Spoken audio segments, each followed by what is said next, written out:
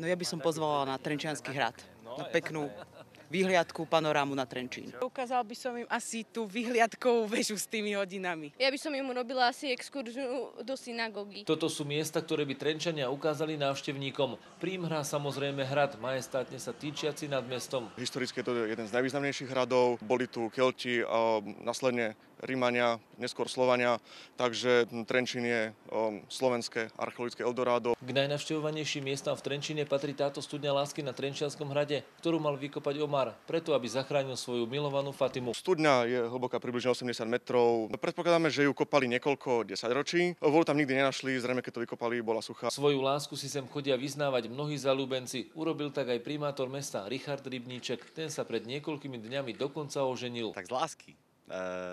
Mám fantastickú manželku, úžasného človeka. Niekoľko tipov na romantické miesta nám dal aj on. Na jednom práve stojíme pred farským kostolom, kde som sa teda aj ženil a kde veľmi veľa Trenčanov sa schádza aj párikov, kde chodia sa pozerať na naše pekné mesto. Chodíme na Brezinu, tu máme lesopark.